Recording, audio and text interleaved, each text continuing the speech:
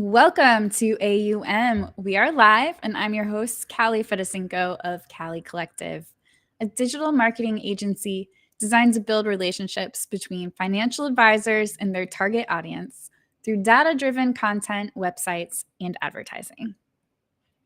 Our episode today is brought to you by the Financial Planning Association, otherwise known as the FPA. The FPA is a great resource center providing education, support, and networking opportunities for financial advisors like you. Have you ever posted on social media or put in an email a personal update only to receive an overwhelming response from your audience? If you haven't, we encourage you to try it as soon as we finish A.U.M. because I'll bet you'll be surprised with the amount of engagement you receive. Why is that? Because we're human and we want to connect on a human level. This is one of the core tenets of Callie Collective, so I might get a little passionate. Yes, today we're talking about making money human with Ross Marino, an advisor with over 30 years of experience and the creator of Advisor 2X, Wealth at Work, and Shift. Welcome, Ross. Hey, Callie. Good to see you. It's good to see you too. Ross, let's talk about implementing human first financial guidance, which you've gotten trademarked. What does that mean to you? And how did you come to develop and promote this philosophy? I'm trained as a traditional financial planner, like many advisors are. And that means I went through the certified financial planning program and I follow the financial planning process. I gather data, I analyze, and in that whole process, the focus is really on me. Now, advisors may push back on that and say, this is all about the client. I'm not going to disagree with you, but I'm going to say that the process, it's the financial planning process. It's my process. I go through a particular process where I'm asking questions, and it's usually data gathering questions. The client or prospect at this time, they're asking me questions. And a lot of those questions are, what do I do about this? How do I do that? How do I deal with this? And much of what I do ends up being just answer man. It's advice. It's prescriptive. It's here's what you do. Here's how you do that. And it's consistent with the financial planning process. Now, I did that for years, but here's something that I noticed along the way. Even though I shared my analysis, I went through the process with people, I would often see them making decisions where when I thought about it, I thought, what are you thinking? Because the decision they're making, it seemed painfully obvious that that was not the right decision. Now, I'm not talking about a lot of the A or B decisions. And this is what I mean. Some clients would choose path A, it's right for them. Other clients would choose path B, it's right for them. These are the decisions that are do or don't. And oftentimes it's don't do that. I know they shouldn't do that. Most people know they shouldn't do that, but they actually do it anyway. And as you go through that, eventually you realize, the information that I'm sharing, the expertise that I have, it's not enough. Even though I'm sharing it, they're still making decisions that are painfully obvious, not the right decision to do. So over time, I eventually realized, I have to understand what people think, how they think, why they think what they think, how their feelings, how those feelings impact their decision making. Once I can understand that, that's going to change my relationship. So I shifted my perspective to human first, where before I do all the normal data gathering, I try to understand what they're thinking and how they're feeling. Once I understand that, then when I go into my process, instead of traditional financial advice, it looks a lot more like guidance because it's more personal for that person. So it sounds like it has a lot of financial psychology in what you're doing and understanding where that person's coming from and why they make the decisions that they make. It is. It's psychology based. When I was in high school, I only had one subscription to a magazine. It was Psychology Today. I was a total closet geek with psychology. I was a jock. I was a gym rat. You probably wouldn't have guessed it at the time, but I loved it. I was fascinated by it. Didn't really know that would play into my career later on. But information is great. If all it took was information, Callie, I probably wouldn't be that relevant. Because people could just read and make decisions. And if you think about the information age, I remember years ago reading how advisors weren't going to be needed as much anymore because anybody can make investment decisions. Anybody can make financial decisions. all the information's out there. Robo advisors are out there. How'd that work out? I Right. haven't really seen a big improvement out there. So it's the information, the knowledge, it's just simply not enough. We have to understand how people think and feel. Yeah. So something I found particularly interesting was on your Advisor 2X website. You say that human first guidance is replacing traditional goals based financial advice. Can you elaborate on that a little more? Because how can you do financial planning without goals? Great question. Traditional goals based financial planning is part of the financial planning process. And I'll give an example. So let's Yeah. say we're talking about retirement. I sit down with a prospect, maybe they're 10 years away ish, right? They're 55 years old. Say, let's talk about retirement. I'm going to ask traditional questions. When do you want to retire? Mm. How much income are you going to have during retirement? How much do you think we're going to spend? What do you want to do? Where do you want to go? Mhm. These are the questions that are on typical data questionnaires, and they come up with a goal, and then we solve for that goal. Well, here's my observation. I've asked people 10 years out from retirement when they want to retire. I've done the retirement planning for them. It hasn't really worked out the way they thought. Mm. Not in a bad way, but life happens and plans Mhm. change. I've watched many people, and every advisor will tell you the same story. I think they're going into retirement and they're saying, "This is it, I'm going to retire." And then a week later, "No, Yeah. I'm not going to retire. I'm not ready." Yeah. And then they finally retire. And they're like, "Oh, I knew I wasn't ready." And then they go back full time. "I don't want to do full time. I need to go part time," right? And you're laughing Yep. because you know this Yep. is financial planning. So if right at the dawn of retirement, I'm not sure what I want, how on earth can I ask somebody 10 years out, what do Mhm. they want to do? And here Mhm. we are as financial planners solving for that. It doesn't quite work that way. So traditional goals-based planning, we talk about the goals. I still do that. We Yeah. use goals-based financial planning software. I still do that. But instead of just talking about the goal, we want to go deeper. We want Mm. to know why they want that goal. And here's Mm. an example, and here's how Human First will replace traditional goals-based financial planning. Had a client a little while ago that said, I want to have a second home when I retire. I'm like, okay, what are you thinking? And they told me about why they wanted to buy a home. They're like, well, I want to have a vacation home. I want to be able to bring all the kids and grandkids Mm. out to the beach. I'm like, that is great. I think that's wonderful. Traditional financial planning, I would have gone into action mode. Like, Mhm. okay, let's solve for this. What's it going to cost? How much money do we have? But instead, I said, why don't we go a little bit deeper? So, tell me where this came from. Do you have any experience? I mean, what led you to say, I really want to do this? The client then went in to say that while they were growing up, this is what their grandparents did. Mhm. They brought all the family together, multiple generations, the memories, getting to know each other, the bonding that happened. She knew how important this was, and she wanted to make sure that happened for her family because 1, 2 weeks out of every summer, this is what everybody did, and they all came back. And we had this conversation. It was awesome because it was a value. It wasn't Mm. just a goal, it was a value. And then after she finished talking, I said, well, just as a suggestion, what if instead of buying a house, you just rented a huge house for a week or two, maybe set aside 10 grand, get a Mm. 5 or 6 bedroom house and brought everybody out? You think that would accomplish the same thing? And she paused and said, well, yeah, sounds a lot easier too. That's going beyond traditional Yeah. goals-based financial planning. Yeah. 10 years ago, Callie, I would have gone right into what is it going to cost for a second Right. home and can we fund it? But now I want to know what it is. And when she zeroed in on all the family members, 1 to 2 weeks, now I know a rental may do just as well as purchasing. Not saying Right. you shouldn't buy, but that's the conversation that now we can actually accomplish what they really want, which is to Mhm. create memories and relationships with the family. It wasn't the second home. Right. Oh, that is such a great story. Actually, it made me think of my husband because he's got that same story growing up. His grandparents would take all the grandkids and all the cousins, and every summer they spend together. And what you're saying ties in so well with our episode last week with Kim Skirmer about lifestyle marketing, about it's not the financial planning that you're selling, it's the result of the financial planning. It's not that second home, it's the time with family.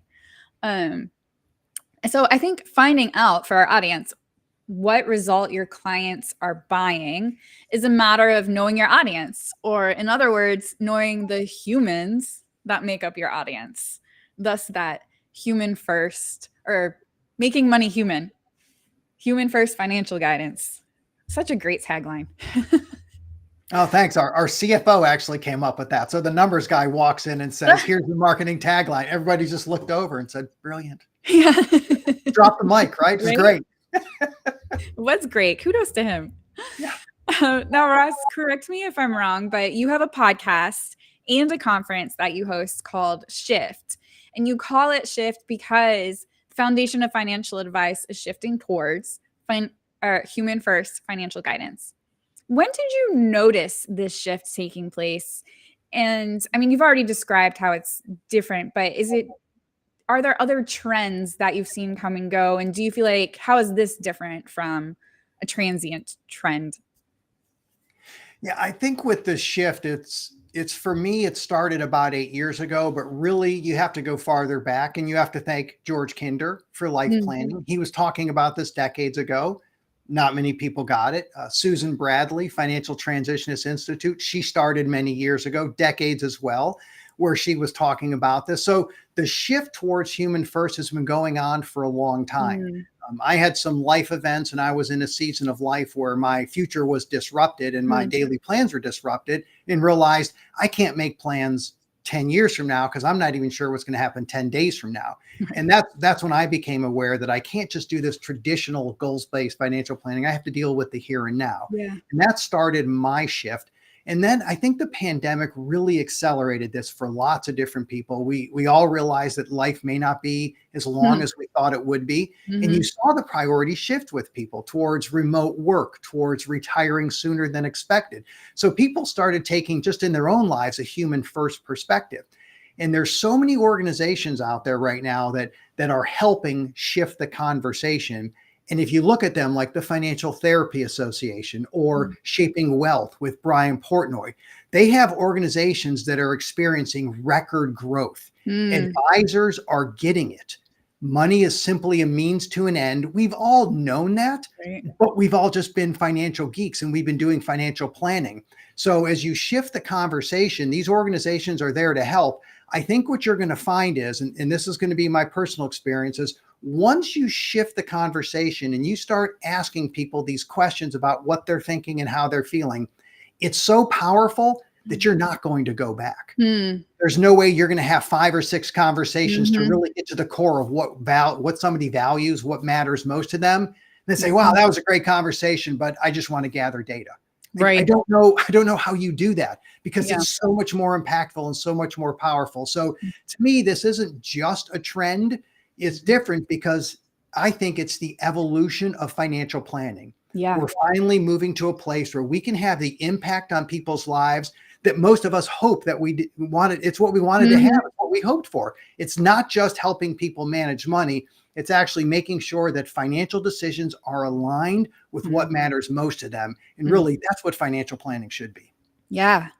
I attended FinCon last year, and something I became aware of is the ever-growing number of financial coaches that I didn't even know existed, really. So a financial coach, meaning someone who has no formal training or licensing, who advises you on how to manage your finances. Many of them focus on how to get out of debt, how to save, kind of basic stuff, how to budget, credit card points. Now, because they're not licensed, they can't manage investments, of course. Most are self-educated, and a lot of them have really great advice. And some of them absolutely do not. Right?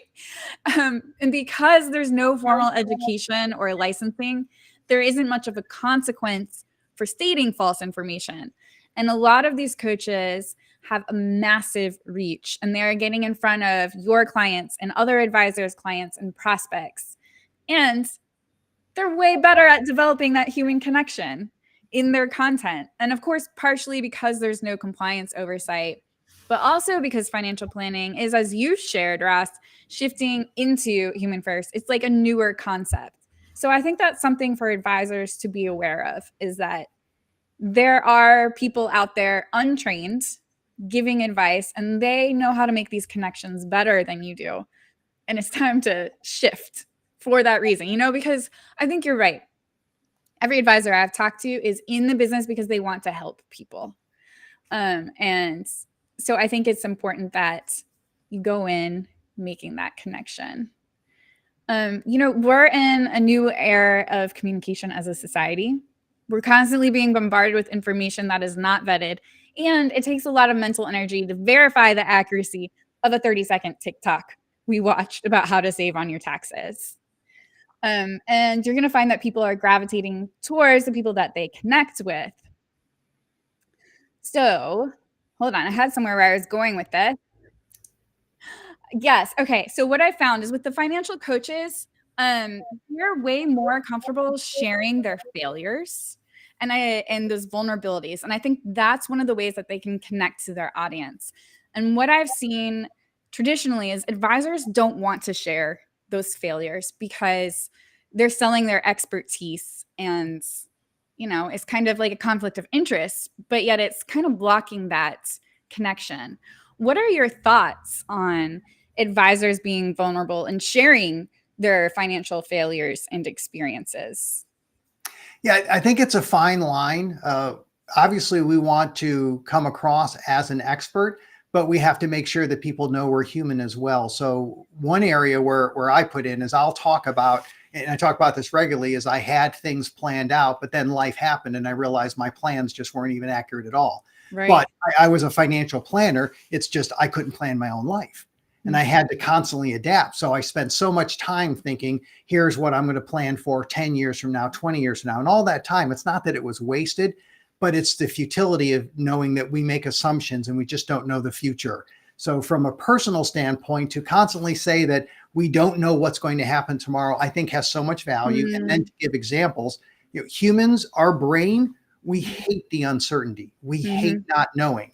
People joke about how cats hate little doors that are cracked. They got to go in and see what's on the other side of the door. I've had cats my whole life and they hate the cracked door. They got to see. Let me tell you, humans are just as bad. Yeah. We want to know what's on the other side too. We want to know. So that's why we love forecasts. We love planning to say, oh, look, you're on the right track. We're hoping there's some level of certainty for the future. But you know what? In my life, that whatever certainty I thought was there or whatever I thought was an expectation, it didn't work out. So I'm fine sharing that. And then I also, in my office, they actually joke and say, I can get away with this because I'm older.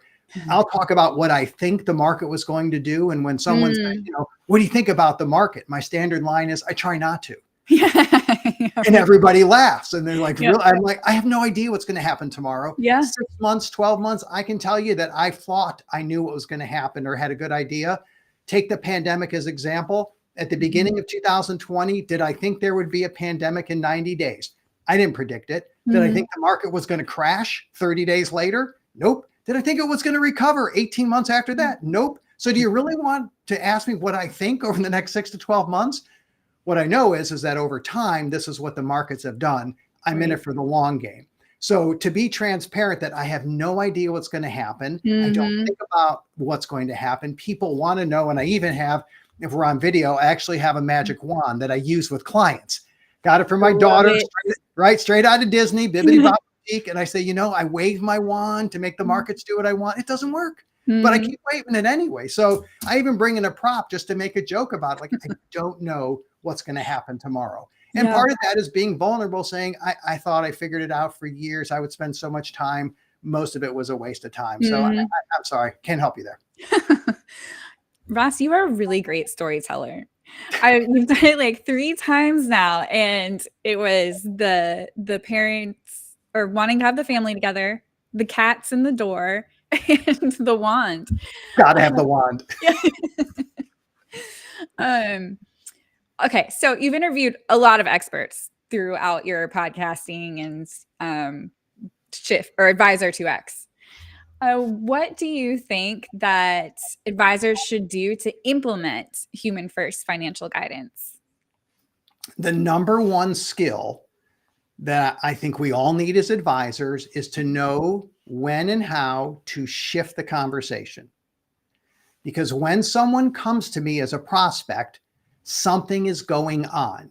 For someone to say, I need to speak with a financial advisor, financial planner, I need help with something, there is a trigger there. There's a life event. There's something going on that motivated them to reach out. And as we all joke, nobody woke up and said, I need a comprehensive financial plan today. Mhm. right? There's something, whether it's a pain point, however you want to call it, there's a reason that they wanted to reach out to us, such as I might be retiring in 10 years. I think I need to look at how much that's going to cost. That's when they come to us with a traditional financial planning question. What we have to do is to be able to not just address that, but then shift the conversation Mm. and find out what prompted them to call in today, to Mm. ask them what they're thinking, to ask them how they're feeling. We have a process that's up on our website Mhm. for our clients and our prospects called the Transitus process. And it's basically, what's going on? How did you get here? We want to know the story. And then what are you thinking and how are you feeling? And I even have a Mhm. coffee cup that I show them all the time. It Mhm. says think, feel, do, Yeah. right? Comes from Ashley Kwame. That's shifting the conversation. Whenever I Mm. ask someone, what are you thinking? How are you feeling?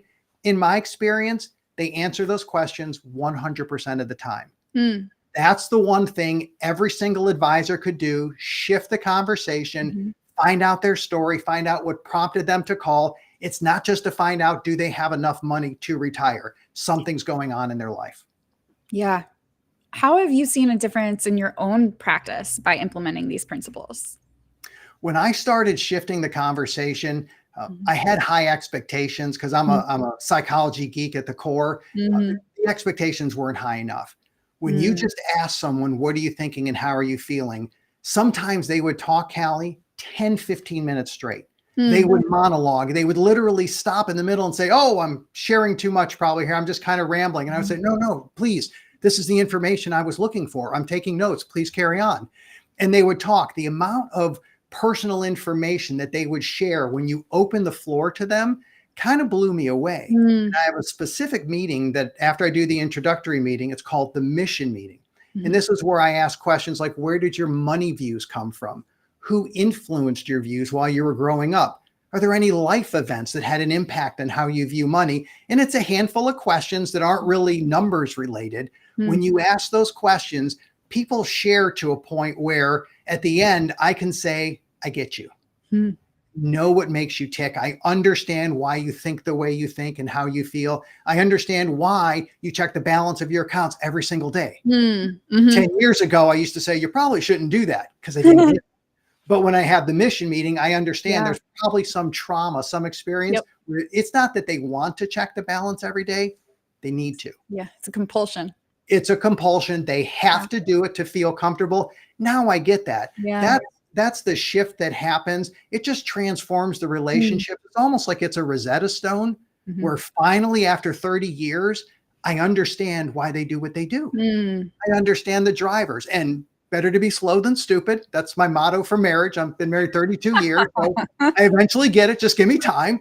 But same thing with financial planning. Yeah. Once you understand what's driving those Mm. actions, those decisions, I'm in a much better position to help. So it's not that complicated to shift the conversation. Just be able to ask the questions and let them talk. And what great data to have to use in marketing. Like you're saying, you talk to them about why are you checking your account every day, assuming that you have more than one client who's doing that. You can then take that information and write to that person. So 8 years in, how have you put human first into your marketing? That is wonderful. As I'm listening to you, I'm thinking, that's a great idea, Callie. I haven't done any of that. So I have spent so much time over the last few years building up Advisor 2X, which is our outside business, and the Shift Conference. Mm. Other than renaming my practice and building a website years ago, I haven't done anything marketing. Yeah. So just hearing you talk about, the person who checks their account Right. balance, that's a great video. That's a great Yeah. blog post to say, hey, this is what I see with a lot of people. Generally, here's why people are motivated to do that, some of them. So yeah, I haven't done any of it, but just having you make one suggestion, like, oh, wow. But Yeah. yeah, we spend so much time on the technical stuff and there's value in that. But here's what I'll say with the marketing. Mhm. It tricked me. And this is what I mean. I would have that one or two prospects Mm. that actually cared about investments. And they tricked me to make me think that managing the money was so much more important. So I would provide that technical detail because those few Yeah. power users would constantly ask me the Yeah. questions. That's not who we serve. Right. They are not the masses. The masses want to know, oh, that is why I check my balance every single Mhm. day. That's a good point. I never thought about that. And you know what? It's okay. I didn't tell Yeah. them it was okay a while ago. So yeah, Yeah. integrating that into your marketing. How do I do that? Hire you? I don't know. That's how I do it. I'll need help because I haven't done it. Right. Yeah. Um, Also, I mean, all the stories that you tell, that alone, I think you could really do some amazing stuff in your marketing, Yeah, especially with it would be videos. fun. Well, people love stories and they relate to it. And Mhm. and just the examples that I've shared, at least from my perspective, these aren't like little one-off niche Right. type conversations like, oh, I knew someone that you'll never be able to relate to, but it's fascinating to me. So I'm going to tell you that story. This is just people. We Right. all worry about things that could go wrong and we want to worry less about that. And we all have things that we want to get right. And that's what makes life worth living. And that's what we want to focus on. That's actually our Yeah. mission statement, just kind of extended. Mm. Everybody is on the same page. They want to worry less and they want to focus more Mm. on what to get right, make life worth living, Mhm. right? So if Mhm. we just put that into our marketing, which I haven't done, but Mhm. once you do that, then yes, people are going to respond because I don't think it's done a lot out there. Yeah. Yeah. So with your advisor 2X and Shift, um, what prompted you to start those? Was it just implementing the human first and you're like, "Hey, I got something here. I want to share it." Yeah, the short story is I taught retirement planning and employee benefits in the CFP program many years ago, and Mhm. advisors would ask me questions over and over. And I ended up sharing and helping out a lot of advisors with their Mm. personal email because they were at other firms and they couldn't email me. Mhm. But I really enjoyed that. So ended up starting a company to help train advisors, and that grew over the Mm. years. But really, the last few years is when I just saw this need to shift the conversation, not just with my clients, but it's industry wide. Yeah. People have been doing this for a while. So we Right. eventually launched the Shift Conference a couple of years ago. And now, of course, that's kind of blown up, became very Mhm. popular. It's, we're not just one or two people out there. There's a lot of advisors that know this is it. This is financial planning. So Right. they're all in. Yeah. I love that. I'm all for it. So keep doing what you're doing. Thank you. Thank you for your time, Ross. And thank you for sharing with all of us. No, my pleasure. I love it. Love this profession. It's a helping profession. It's Yeah. incredibly fulfilling for people. And for any advisor out there listening, please don't take 30 years like me to get this. Shift the conversation. Trust me, it'll be more fulfilling and impactful than you ever imagined. Yeah. And if it has been 30 years, better to be slow than stupid. That's what I'm saying.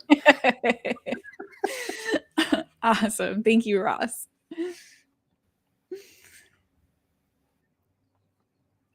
If your clients are not mentioning your content in their meetings, you're doing something wrong in your marketing.